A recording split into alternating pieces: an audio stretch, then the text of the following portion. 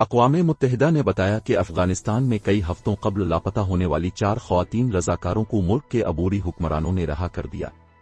Dawn اخبار میں شائع ہونے والی KFP کی رپورٹ کے مطابق اگست میں اقتدار سنبھالنے کے بعد سے طالبان نے خواتین کی ریلیوں کو زبردستی منتشر کر کے ناقدین کو حراست میں لے کر اور غیر منظور شدہ مظاہروں کی کوریج کرنے والے مقامی صحافیوں کو اکثر مار پیٹ کر اختلاف رائے کرنے والوں پر کریک ڈاؤن کیا ہے۔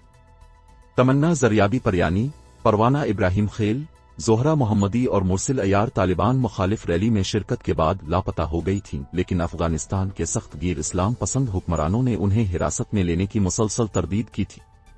افغانستان میں اقوام متحدہ کے امدادی مشن نے ایک ٹویٹر پیغام میں کہا کہ ان کے ٹھکانے اور حفاظت کے بارے میں طویل عرصے تک غیر یقینی صورتحال کے بعد 4 غائب افغان خواتین کارکنان کے ساتھ ساتھ ان کے لاپتہ ہو جانے والے رشتہ داروں کو بھی عبوری حکمرانوں نے رہا کر دیا ہے۔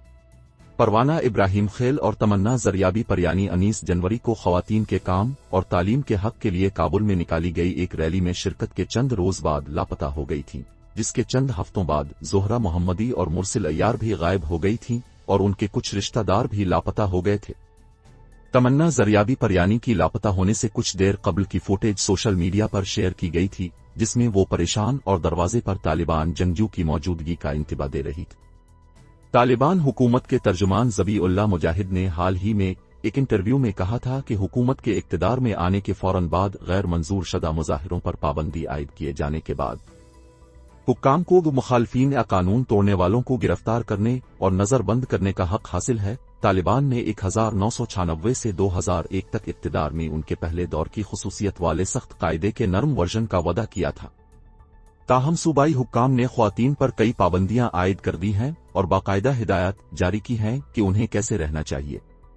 نئے حکام نے مؤثر طریقے سے خواتین کو کئی سرکاری شعبوں میں کام کرنے سے روک دیا ہے اور زیادہ تر لڑکیوں کے سیکنڈری اسکول بند ہیں۔ طالبان نے یہ حکم بھی جاری کیا کہ خواتین شہروں اور قصبوں کے درمیان اس وقت تک سفر نہیں کر سکتی جب تک کہ کوئی قریبی مرد رشتہ دار ان کے ساتھ نہ ہو۔ انہوں نے کابل اور دوسرے شہروں میں بہت سی دکانوں پر پوسٹر لگائے ہیں جن میں خواتین کو برقع پہننے کی ترغیب دی گئی ہے۔